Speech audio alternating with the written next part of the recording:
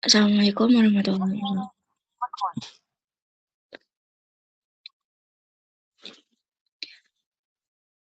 Baik, Assalamualaikum warahmatullahi wabarakatuh.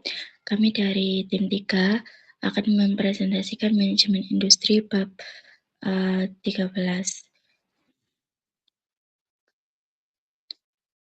Next, untuk anggota kelompok kami, yang pertama ada saya sendiri, Nanda Alvariana, dari NRP 31, kemudian ada Revanu Dwi Karamanda, NRP 88, dan Faunia Salsabil Ardianti, NRP 105.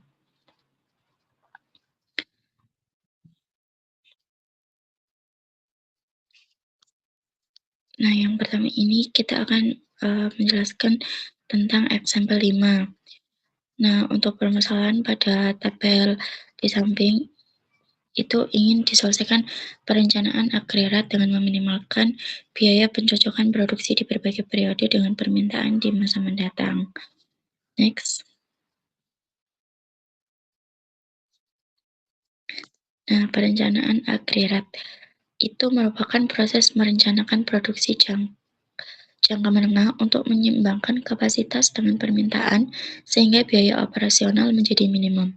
Perencanaan ini mempertimbangkan tenaga kerja, persediaan, lembur, dan subkontrak. Terdapat 3 strategi utama. Yang pertama, level strategi itu mempertahankan produksi dan tenaga kerja tetap dengan memanfaatkan persediaan. Yang kedua, case strategi, yaitu menyesuaikan jumlah tenaga kerja mengikuti perubahan permintaan. Dan yang ketiga, mix strategi, yaitu menggabungkan berbagai alternatif seperti persediaan, lembur, dan subkontrak untuk memperoleh biaya terendah. Baik, selanjutnya akan dijelaskan oleh teman saya, Faunia.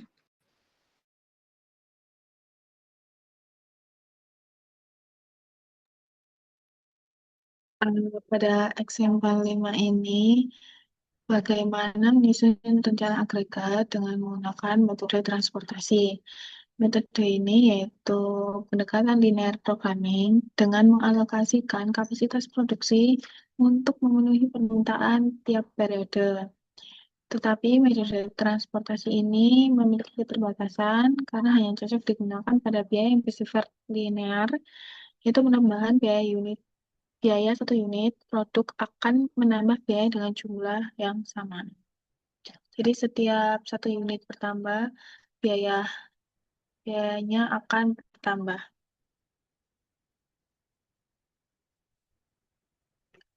Lalu pada tujuan metode ini tuh yang pertama yang pasti yaitu meminimalkan total biaya produksi termasuk di produksi reguler, lembur, subkontrak, dan biaya penyimpanan persediaan.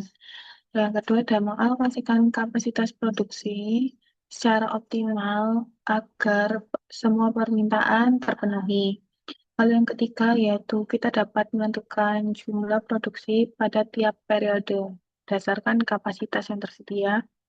Lalu yang terakhir yaitu dari metode ini kita pasti menghasilkan rencana produksi. Berbeda dengan metode grafis yang hanya menghasilkan perkiraan. Selanjutnya akan dijelaskan oleh teman saya, Stefano. Baik, terima kasih. Dari metode ini kita ada 4 kata kunci. Yang pertama ada supply, supply itu adalah kapasitas produksi. Yang kedua ada demand atau permintaan. Yang ketiga ada alokasi atau mengalokasikan produksi ke permintaan. Terus yang terakhir ada minimum cost, yaitu kita tujuan akhirnya itu adalah biaya yang paling rendah.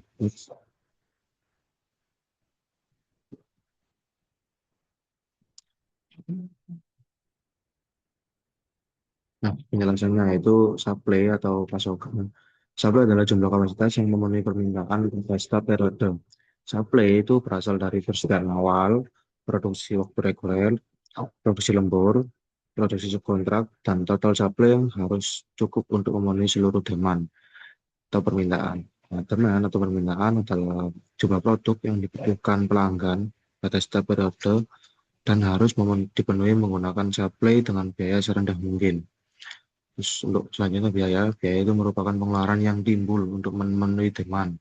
Dalam metode transportasi, biaya itu meliputi biaya produksi, biaya lembur, biaya subkontrak, biaya penyimpanan persediaan, dan tujuan metode transportasi adalah menentukan alokasi produksi yang meminimalkan total biaya. Terus saya kira adalah dummy. Dummy adalah kolom tambahan yang digunakan ketika total supply lebih besar daripada total demand. So, eh, pasokan kita itu lebih banyak daripada permintaan kita. Agar keseimbangan modal transportasi tetap terpenuhi. Ini bisa dilanjutkan oleh teman saya Nanda.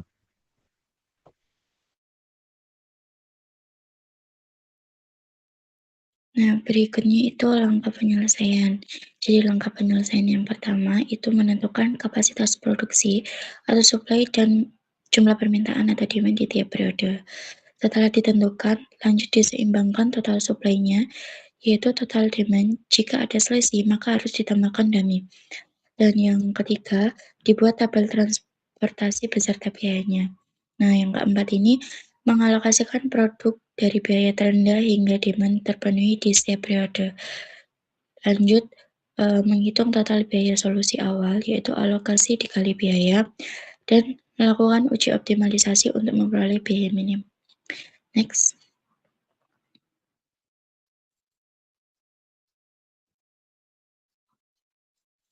Nah, berikut untuk penyusunan tabelnya. Nah, dalam tabel ini, baris itu sama dengan supply, kemudian kolom itu sama dengan demand. Nah, angka yang hitam itu adalah biayanya, dan angka yang merah ini merupakan alokasinya. Sehingga terdapat kolom dummy atau kapasitas yang tidak digunakan karena ada selisih. Kemudian yang X itu merupakan produksi pada periode berikutnya tidak dapat digunakan untuk memenuhi permintaan periode sebelumnya. Selanjutnya akan dijelaskan oleh teman saya Fonia.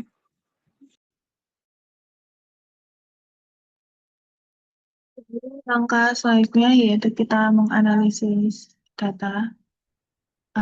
Jadi yang pertama itu adalah total supply. Total semua supply itu sekitar 270-80 ban, sedangkan total demand sendiri, yaitu total permintaan ini, itu 2.550. Untuk kedua total, masih besaran total supply, yaitu 2.780. Terdapat selisih 230 ban. Oleh sebab itu, kita menambahkan kolom dummy di sini. Lalu, biaya penyimpanan $2 per ban per bulan, produk yang disimpan periode berikutnya memiliki biaya yang lebih tinggi. Jadi, misal di sini biaya penyimpanannya 50, lalu untuk periode selanjutnya itu akan 52, dan seterusnya, meningkat $2 tiap tiap berganti bulan. Lalu produksi hanya dapat memenuhi permintaan periode yang sama atau setelahnya. Makanya di sini ada beberapa yang diberikan tanda X karena tidak bisa untuk periode sebelumnya. Lalu di sini saya akan jelaskan, di sini kan terdapat 3 periode. Nah, di periode pertama itu total permintaannya itu 800. Untuk memenuhi permintaan ini, kita menggunakan persediaan awal menggunakan persediaan awal yaitu 100 yang ini. Lalu kita menggunakan produksi reguler di bulan Maret 700. Lalu untuk periode 2 yaitu permintaannya 1000 ban. Kita menggunakan dengan produksi reguler di bulan April sendiri yaitu 700 ditambah produksi lembur di bulan April 50 lalu ditambah kontrak tambahannya 50. Karena masih belum menutup 1000 permintaan itu tadi, kita menggunakan kontrak tambahan di bulan sebelumnya 150 dan lembur 50 pada bulan Maretnya. Lalu untuk periode yang ketiga yaitu permintaannya sebesar 750. Untuk memenuhi permintaan ini, kita menggunakan waktu reguler di bulan Mei 700, lalu waktu lembur sebanyak 50. Lalu ada sisa, ini sekitar 130 dari kontrak tambahan di bulan Mei. Karena tidak dipakai, jadi kita masukkan ke kolom dummy. Selanjutnya akan dijelaskan oleh teman saya Revano.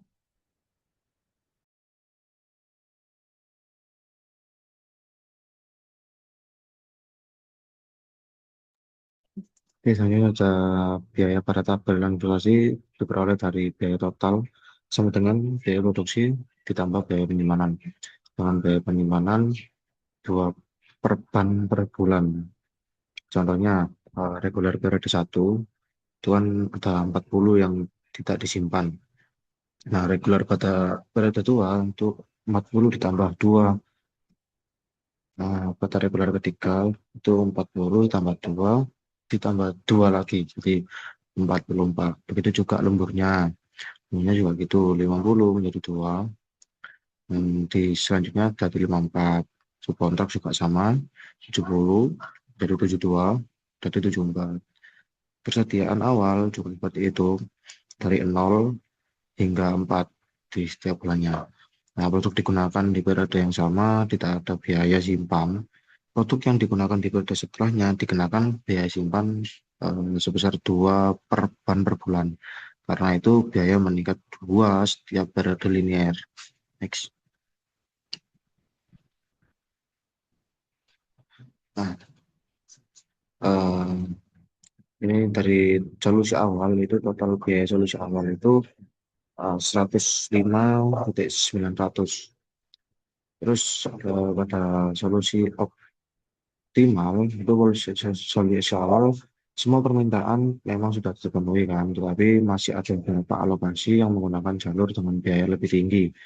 Setelah dilakukan uji optimalisasi atau mode atau stepping stone, beberapa alokasi dipindahkan ke jalur yang memiliki biaya lebih rendah sehingga total biaya berkurang. Jadi solusi awalnya kena 105.900 menjadi solusi 105.700. Itu kita hemat di angka 200. Oke, next bisa dijelaskan oleh teman saya, Nanda. Jadi, kesimpulannya, bab ini menjelaskan bahwa perencanaan agregat bertujuan menyeimbangkan kapasitas produksi dengan permintaan agar biaya operasional menjadi serendah mungkin. Berbagai strategi dapat digunakan seperti mempertahankan tenaga kerja tetap, menggunakan subkontrak, atau menyesuaikan jumlah tenaga kerja sesuai permintaan.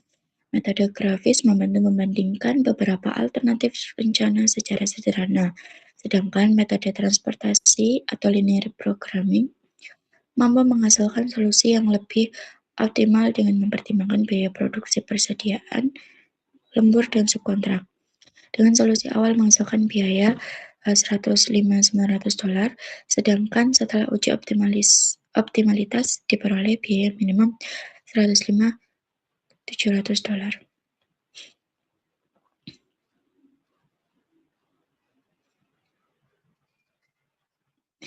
Nah, sekian dari kelompok kami. Kurang lebih mohon maaf. Wassalamualaikum warahmatullahi wabarakatuh.